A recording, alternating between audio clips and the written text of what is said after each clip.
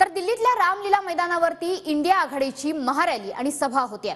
अरविंद केजरीवालांच्या अटकेविरोधात 28 विरोधी पक्ष एकत्र येत आहेत। उद्धव ठाकरे आणि शरद पवारही सभेला उपस्थित राहत आहेत।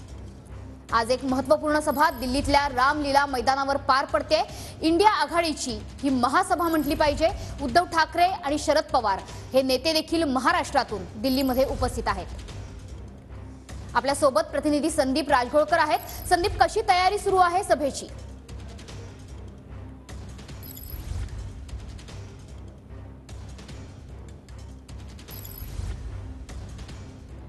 साधारणतः 11:30 वाजता मनश्री या रॅलीला जी आहे ती सुरुवात होणार आहे। उद्धव ठाकरे हे काल रात्रीच दाखल झाले आहेत दिल्लीमध्ये आणि शरद पवार हे थोड्याच वेळात येणार आहेत।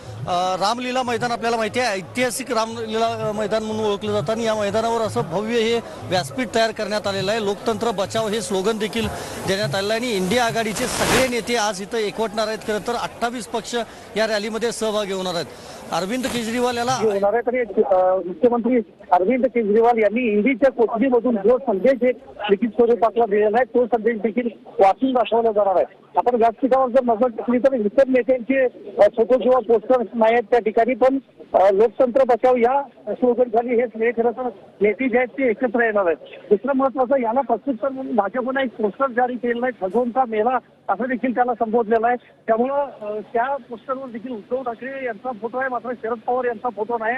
आणि म्हणजे इतर जे नेते आहेत राहुल गांधींपासून अगदी सोनिया गांधी त्यांचे देखील फोटो आहेत। त्यामुळे भाजपने याला विरोध केलाय, खजूनचा मेला असं संबोधलेला आहे। त्यामुळे भाषणामध्ये आता नेमकं काय सगळे नेते बोलणार याकडे लक्ष असणार आहे। शरद पवार आणि उद्धव ठाकरे या दोन्ही नेत्यांची देखील भाषणं या रामलीला मैदानावरच्या रॅलीमध्ये होणार आहेत। त्यामुळे साधारणतः 11:30 ते 11:15 दरम्यान नेते या ठिकाणी दाखल होतील आणि ही रॅलीला सुरुवात होईल।